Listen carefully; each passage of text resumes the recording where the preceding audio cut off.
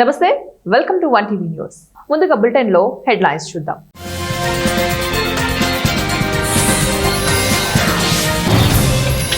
Harish Rao KTR house arrest.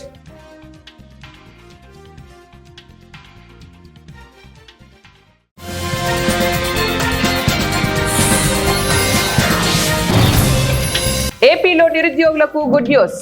ప్రభుత్వ ఉద్యోగాలకు గరిష్ట వయోపరిమితి పెంపు.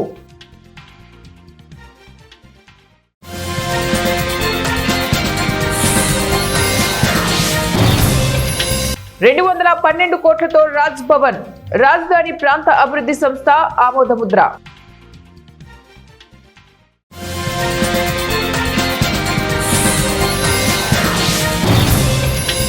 గాజా యుద్ధం ముగింపు, మొదటి దశ శాంతి ఒప్పందంపై ఇజ్రాయిల్ హమాస్ సంతకం. అమరావతిలో $212 కోట్ల రూపాయల వ్యయంతో రాజ్ భవన్ నిర్మాణ ప్రతిపాదనకు రాజధాని ప్రాంత అభివృద్ధి సంస్థ ఆమోదముద్ర వేసింది. ముఖ్యమంత్రి చంద్రబాబు నాయుడు అధ్యక్షతన బుధవారం సాయంత్రం జరిగిన CRDA సమావేశంలో ఈ నిర్ణయం తీసుకున్నారు. కృష్ణానది ఒడ్డున అమరావతి గవర్నమెంట్ కాంప్లెక్స్ నిర్మాణంలో భాగంగా రాజ్ భవన్ నిర్మాణం జరగనుంది. దీనికి సంబంధించిన డిజైన్ అద్భుతంగా ఉండాలని సీఎం సూచించారు. రాజధానికి భూములిచ్చిన రైతులకు తక్షణమే ఇంటర్నబుల్ ప్లాట్లను కూడా ఇవ్వాలని ఈ సందర్భంగా అధికారులను ఆయన ఆదేశించారు. ఎక్కడ ప్లాట్లు ఇస్తామని చెప్పామో అక్కడే ఇవ్వాలని చెప్పారు. కాజా టోల్గేట్ దగ్గర రోడ్డు నిర్మాణ పనులు పూర్తి చేయాలని, కరకట్టను విస్తరించాలని అన్నారు. 3 నెలల్లో రాజధాని నగరానికి ఒక రూపు తీసుకురావాలని చెప్పారు. ఆంధ్రప్రదేశ్ ప్రభుత్వం నిరుద్యోగులకు తీపి కబురు చెప్పింది. నిరుద్యోగుల గరిష్ట వయోపరిమితి పెంచుతూ నిర్ణయం తీసుకుంది. నాన్ యూనిఫామ్ సర్వీసులలో పోస్టులకు గరిష్ట వయోపరిమితిని 34 నుంచి 42 ఏళ్లకు పెంచుతూ ప్రభుత్వం ఉత్తర్వులు జారీ చేసింది. అంటే ఇప్పుడు 42 ఏళ్ల వరకు కూడా ఈ పోస్టులకు దరఖాస్తు చేసుకోవచ్చు. యూనిఫామ్ పోస్టులకు 2 ఏళ్లు పెంచింది. ఈ సడలింపు వచ్చే ఏడాది సెప్టెంబర్ 30 వరకు వర్తిస్తుంది. APPSC ఇతర నియామక సంస్థల ద్వారా జరిగే నియామకాలకు ఇది వర్తిస్తుందని ప్రభుత్వం తెలిపింది. ప్రభుత్వం ఈ నిర్ణయం తీసుకోవడం ద్వారా ఎంతో మంది నిరుద్యోగులకు ఉద్యోగ అవకాశాలు మెరుగుపడనున్నాయి. ముఖ్యంగా వయో పరిమితి కారణంగా ఉద్యోగాలకు దరఖాస్తు చేసుకోలేకపోయిన వారికి ఇది ఒక గొప్ప అవకాశం. హైదరాబాద్ లో హైటెన్షన్ వాతావరణం నెలకొంది. పోలీసులు బీఆర్ఎస్ నేతలని గురువారం ఉదయం హౌస్ అరెస్టు చేశారు. బస్సుల ఛార్జీల పెంపునకు నిరసనగా బీఆర్ఎస్ పార్టీ చలో బస్ భవన్ కు పిలుపునిచ్చింది. ఈ క్రమంలో బీఆర్ఎస్ మాజీ మంత్రి హరీష్ రావు, ఎమ్మెల్సీ షంబీపూర్ రాజు నివాసాల వద్ద పోలీసులు భారీగా మోహరించారు. పార్టీ వర్కింగ్ ప్రెసిడెంట్ కేటీఆర్ ఇంటి వద్దకు భారీగా పోలీసులు చేరుకున్నారు. ప్రభుత్వం ఆర్టీసీ ఛార్జీల పెంపునకు వ్యతిరేకంగా బీఆర్ఎస్ నాయకులు ఆర్టీసీ బస్సులో ఆర్టీసీ క్రాస్ రోడ్ దగ్గర ఉన్న బస్ భవన్ కు వెళ్లాలని నిర్ణయించుకున్నారు. దీంతో పోలీసులు వారిని ఉదయం అడ్డుకున్నారు. ఎక్కడికక్కడ బీఆర్ఎస్ కీలక నాయకులను దిగ్బంధనం చేశారు.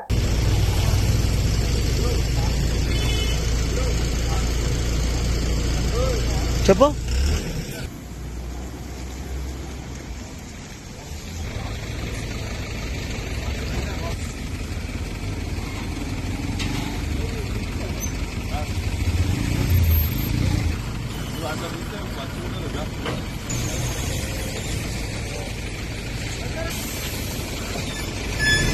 రెండేళ్ల గాజా యుద్ధానికి ఎండ్ కార్డు పడింది. గాజా మొదటి దశ శాంతి ఒప్పందానికి ఇజ్రాయెల్ హమాస్ లు అంగీకరించాయి. ఈ మేరకు ఒప్పందంపై ఇరు పక్షాలు సంతకం చేసినట్లు అమెరికా అధ్యక్షుడు డొనాల్డ్ ట్రంప్ తెలిపారు. మరొక వైపు ఈ ఒప్పందంపై ఇజ్రాయెల్ ప్రధాని బెంజమిన్ నెతన్యాహు స్పందించారు. ఈ శాంతి ఒప్పందం ఇజ్రాయెల్ కు ఎంతో మంచి చేస్తుందని పేర్కొన్నారు. ఈ ఒప్పందాన్ని ఆమోదించేందుకు, బందీలను ఇళ్లకు చేర్చేందుకు ప్రభుత్వాన్ని సమావేశపరుస్తామని పేర్కొన్నారు. హమాస్ నాయకత్వం కూడా స్పందించింది. గాజా యుద్ధానికి ముగింపు పలికేందుకు ఈ ఒప్పందం దోహదపడుతుందని హమాస్ నాయకత్వం అభిప్రాయపడింది. అమెరికా అధ్యక్షుడు డొనాల్డ్ ట్రంప్ నకు ధన్యవాదాలు తెలిపింది. గాజా యుద్ధం ముగించేందుకు ఇజ్రాయెల్ హమాస్ లు ముందుకొచ్చి మొదటి దశ శాంతి ఒప్పందానికి అంగీకరించడం పట్ల అమెరికా అధ్యక్షుడు డొనాల్డ్ ట్రంప్ అభినందనలు తెలిపారు. శ్రీ సత్యసాయి జిల్లా మడకశిర మండలం నీలకంఠాపురం గ్రామంలో ఓట్ చోరీ గద్దీ చోర్ కార్యక్రమంలో భాగంగా సంతకాల సేకరణలో CWC మెంబర్ రఘువీరారెడ్డి పాల్గొన్నారు. ఈ సందర్భంగా రఘువీరారెడ్డి మాట్లాడుతూ 2029లో రాహుల్ గాంధీ ప్రధాని కావడం ఆపడం ఎవరి తరం కాదని సంచలన వ్యాఖ్యలు చేశారు. కేంద్రంలో 70 నుంచి 80 సీట్ల ఓట్ల చోరీకి పాల్పడినట్లు స్పష్టంగా కనిపిస్తోందన్నారు. 5 కోట్ల మంది సంతకాల సేకరణతో ఈసీ ముందుకు రాహుల్ గాంధీ వెళ్తున్నారని, ఈ రాష్ట్రంలో రెండు పార్టీలు తేలుకుట్టని దొంగలు మాదిరిగా ఉన్నారన్నారు.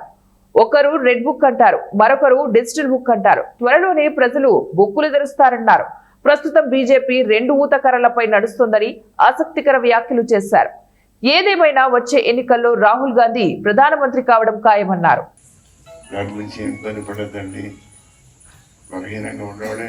సముద్రం ఆలోపు పడితే చేస్తుంది, తప్పదు. మన పరిస్థితి ఏమో కానీ 2029లో రాహుల్ గాంధీని ప్రధానిగా ఆపడం అనేది ఎవడి చేత కాదని మొన్ననే కావాల్సింది. మన ఓట్ల దొంగతనంతో ఇదైంది. అందుకోసం అప్రమత్తం చేయడానికి, జనాన్ని అప్రమత్తం చేయడానికి చేస్తున్నటువంటి ఒక పెద్ద ప్రయత్నం. అంత కాదు ఇంత కాదు, 5 కోట్ల మంది సంతకాలు తీసుకొని ఈరోజు ఎలక్షన్ కమిషన్ దగ్గరికి, రాష్ట్రపతి దగ్గరికి పోయేటువంటి ప్రయత్నం జరుగుతాం. ఇది ఆషామాషిగా ఉండదు, ఇది ఒక దానావనంగా ఉంటుంది. ఎవరైతే దీన్ని ఇచ్చేసుకున్నారో వాడికే రేపటి రోజు ఇబ్బంది కలుగుతుంది. ఖచ్చితంగా ఇది ఈ రాష్ట్రంలో ఏమంటే ఒకటి రెడ్ బుక్, ఇంకోటి డిజిటల్ బుక్. జనం బుక్ మనకి మర్చిపోయినట్టు. మళ్ళీ ఈ రోజు కానీ రేపు కానీ ఆ జనం బుక్ మనమే ఎత్తుకోవాలి. నెలల్లో తీసేశారు. దీని మీద సుప్రీంకోర్టు ఇన్వాల్వ్ అయ్యి ఎందుకు తీసేశారు, తీసేసినటువంటి ఓటుని డిస్ప్లే చేయమంటే మరలా దాని మీద ఎంక్వైరీ చేసి ఇవాళ 43 లక్షలకు కుదించడం జరిగింది. దీనివల్ల కూడా న్యాయం జరిగింది అనుకునే భావన ఈ రోజు కూడా లేదు. కానీ న్యాయబద్ధంగా ఎలక్షన్లో వాళ్ళ ప్రజలను సమావేశం చేసి జరగాలని చెప్పి అనుకుంటున్నాం. తప్పకుండా దీన్ని ఎన్ని కుతంత్రాలు పన్నినా కూడా బీహార్లో ఇండియా కూటమి గెలుస్తా ఉంది. ప్రకాశం జిల్లా గిద్దలూరు మండలం దిగువ మెట్ట తాండ సమీపంలోని నల్లమల అటవీ ప్రాంతంలో బుధవారం పులి దాడిలో ఒక మేక మృతి చెందింది. అయితే మేకను పెద్ద పులి చంపిందా లేక చిరుత పులి చంపిందా అనే దానిపై అధికారులు ఇంకా నిర్ధారించాల్సి ఉంది. ఈ ఘటనతో స్థానిక ప్రజలు పులి సంచారంపై ఆందోళన వ్యక్తం చేస్తున్నారు. భయంగా ఉందని, అధికారులు తగిన చర్యలు తీసుకోవాలని వారు కోరుతున్నారు. ఫారెస్ట్ అధికారులు మాట్లాడుతూ పులి సంచారాన్ని గుర్తించేందుకు ట్రాప్ కెమెరాలు ఏర్పాటు చేశామని తెలిపారు. ఇదిలా ఉంటే బాధితురాలు సీతాబాయి మాట్లాడుతూ తన మేకల దొడ్డిలోకి చొరబడిన పులి మేకను నోటిని కరుచుకొని వెళ్లిపోయిందని స్వయంగా సీతాబాయి తెలిపారు. మాది దిగుమెట్ట తాండ సార్. నా పేరు సీతాబాయి. మాకు గొర్రెలు మేకలు ఉన్నవి. వాటిలో చిరుతపులి పడి ఒక మేకని తీసుకెళ్ళి తిన్నది సార్. తిన్న తర్వాత డిపార్ట్మెంట్ వాళ్ళకి పోయి చెప్పినాం సార్. చెప్పినాక నిన్న మధ్యాహ్నం వచ్చి వాళ్ళు కూడా దట్టి అన్ని చూసిండ్రు సార్. చూసి ఇది ఎట్ట చచ్చిందా ఏమా, పులి పాదం ముద్రకలు లేవు, ఏమి లేవు, ఏముందని చూడాలి మేము అని అధికారులు మాకు చెప్పారు సార్. ఇప్పుడు పోయి చూస్తే ఆడ పెంట గుడి ఉంది సార్. మళ్ళీ పులి ఈరోజు 5 గంటలకు తెల్లారుజామున మా మంచం మీదకి వచ్చింది సార్. మమ్మల్ని చంపిన కూడా మమ్మల్ని ఎవరు రెస్పాన్స్ తీసుకోవటం లేదు సార్. దయచేసి వచ్చి వాళ్ళు చూసి దానికి ఏదన్నా మాకు జాగ్రత్తలు చేయండి అని మేము కోరుకుంటున్నాం sir. Doctor BR Ambedkar Konaseema జిల్లా రామచంద్రాపురం ఏరియా హాస్పిటల్లో ఉన్న రాయవరం బాణసంచా పేలుడు ప్రమాద మృతదేహాలను రాష్ట్ర కార్మిక శాఖ మంత్రి వాసంశెట్టి సుభాష్ పరిశీలించి వారి కుటుంబ సభ్యులను ఓదార్చి ధైర్యం చెప్పారు. పోస్టుమార్టం పూర్తి చేసి కుటుంబ సభ్యులకు త్వరితగతిన మృతదేహాలు అప్పగించాలని హాస్పిటల్ సూపరింటెండెంట్ డాక్టర్ ప్రవీణ్ కు ఆదేశాలు జారీ చేశారు.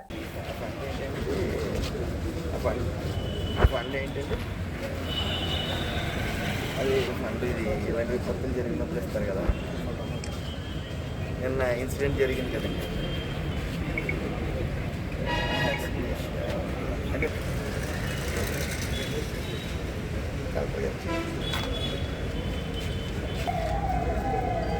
సార్ మాట్లాడారు సార్. మన మిస్త్రీ చెప్తాను. Okay sir.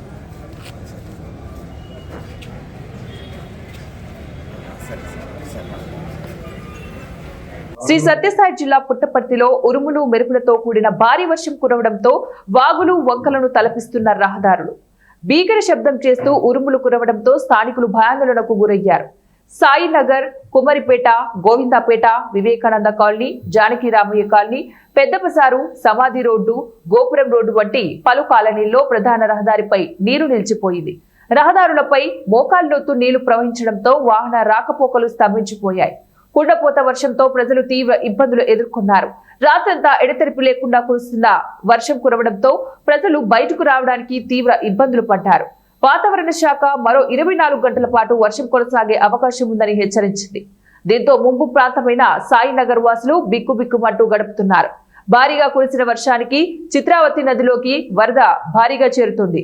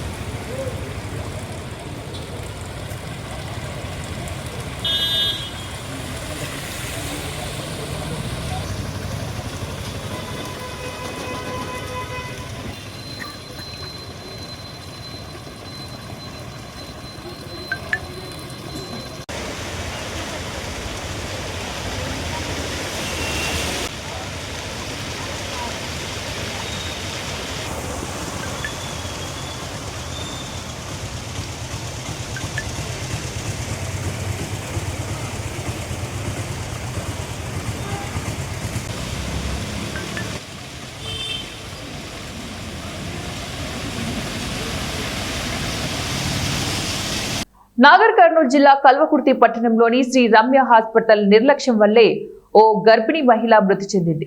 డిండి మండలంకు చెందిన అంజమ్మ మృతి చెందింది. ఆమె భర్త ఆంజనేయులు మీడియాతో మాట్లాడుతూ తన భార్య అంజమ్మ కల్వకుర్తి పట్టణంలోని రమ్య హాస్పిటల్లో వైద్యం చేయించుకుంటోందని, తన భార్యకు రక్తం తక్కువ ఉందని చెప్పడంతో నాగర్ కర్నూలు వెళ్లి రక్తం తెచ్చి ఇవ్వడం జరిగిందన్నారు. డెలివరీ డేట్ సెప్టెంబర్ 21 తారీఖు ఉంటే సెప్టెంబర్ 6న ఆపరేషన్ చేయడం జరిగిందని, అలా ఆపరేషన్ చేయడం వల్లే తన భార్య అంజమ్మ రక్తస్రావం ఎక్కువ అయిందని, తన భార్య ఆరోగ్యం విషమంగా మారిందని, డాక్టర్ రమ్య నిర్లక్ష్యం వల్లే తన భార్య చనిపోవడం జరిగిందన్నారు.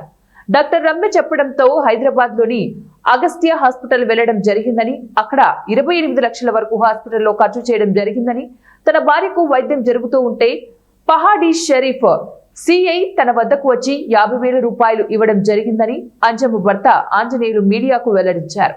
తనకు న్యాయం చేయాలంటూ కల్వకుర్తి పట్టణంలోని శ్రీ రమ్య హాస్పిటల్ ఎదురుగా కుటుంబ సభ్యులు ఆందోళన చేపట్టారు. అంటే వారం రోజుల ముందే అయిందా? ఇది ఎన్ని రోజులు అయితే ఇప్పుడు అంటే ఎన్ని రోజులు మంచిగా ఉన్నది? ఈ విధంగా జరిగింది.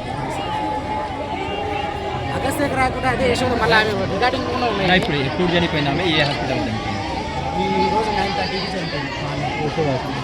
యశోద కాదు, సువిధ అనేది ఇది మొత్తం దీనికి నెగ్లెన్స్ ఎవరంటారు? ఇక్కడ డాక్టర్స్ అంటారు, ఏమంటారు? నిర్లక్ష్యం ఎవరిది అంటారు మీరు? డాక్టరే. డాక్టర్ పేరు చెప్తారా? రమ్య మేడం. ఎక్కడ? కల్వకుర్తి. మీరు కంప్లీట్ చేయకుండా ఆయన మాట్లాడుతుంది కదా మీకు.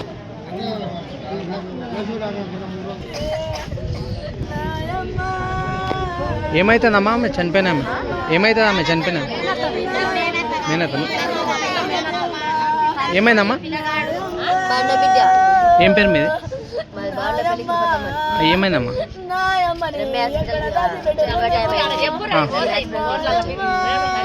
అన్ని బాగానే ఉన్నాయి, డెలివరీ అవుతుంది అన్నారు. అన్ని బాగానే ఉన్నాయి, అన్ని నార్మల్గా ఉన్నాయి, డెలివరీ అవుతుంది, పర్వాలేదు. ఎవరు అన్నారు? మేడం అన్నది. పేరు? రమ్య మేడం అన్నది. అన్న తర్వాత సప్నీలు ఇచ్చారు, లోపల తీసుకోవాలి. అలా డ్రెస్ వేసుకొని లోపల తీసుకోపోయినాక ఆపరేషన్ చేసిరు. ఆపరేషన్ చేసి పాపని తీసి అంతలోనే బెడ్ లేదు, బెడ్ తక్కువ ఉంది. తెచ్చినాక బెడ్ అదే పాపని తీసినాక ఆమెకి జర మత్తు వస్తలేదు, పడిపోతుంది అనే స్థితిలో బెడ్ కావాలి, బెడ్ ఎక్కియాలని బెడ్ ఎక్కించాను. ఆ బెడ్ వేయించానండి. అంటే ఏమైంది ఇప్పుడు? చనిపోయింది. ఇక్కడ చనిపోయిందా? ఏ హాస్పిటల్? డేట్ పెట్టింది. డేట్ రాకముందే ఒక రోజు చూపించుకొని మీరేమవుతారమ్మా ఆమెకు? ఏ ఊరు అమ్మాయిది? ఏ ఊరు? అమ్మాయి పేరేం పేరు? మాది జంగమని కింద అమ్మాయి పేరు అంజనమ్మ. అంజనమ్మ. అంజనమ్మ సెకండ్ కొడుకు కిందే మందులు తిన్నది, అయ్యింది. బిడ్డ కూడా ఇన్ని మందులు తిన్నది. మాకు ఎప్పుడు రక్తం తక్కువ ఉంది, రక్తం ఎక్కేయాలి అది కానీ మాకు ఎప్పుడు చెప్పలే. 20 డేట్కు రాపోయి ఆపరేట్ చేస్తారని చెప్పిందంట. 20 డేట్ రాకముందే మళ్ళీ రోజు మందులు అయిపోయినా అత్త కోడలు వచ్చారు. మీకు ఇలా చేస్తామంటే మేము ఏం తెచ్చుకోవాలని వీళ్ళంటే రేపు. బులెటిన్ ముగించే ముందు మరోసారి హెడ్లైన్స్.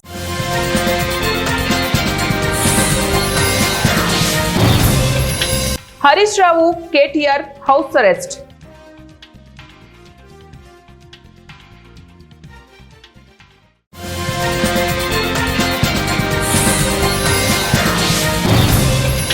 ఏపీలో నిరుద్యోగులకు గుడ్ న్యూస్.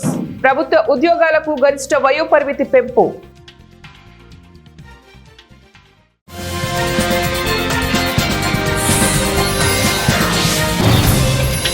$212 కోట్లతో రాజ్ భవన్, రాజధాని ప్రాంత అభివృద్ధి సంస్థ ఆమోదముద్ర.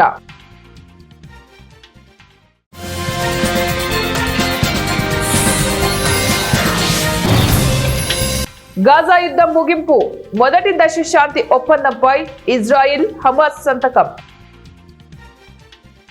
ఇవి ఇప్పటి బులెటిన్ డీటెయిల్స్. నెక్స్ట్ బులెటిన్ లో మళ్ళీ కలుద్దాం. Until then keep watching 1TV news.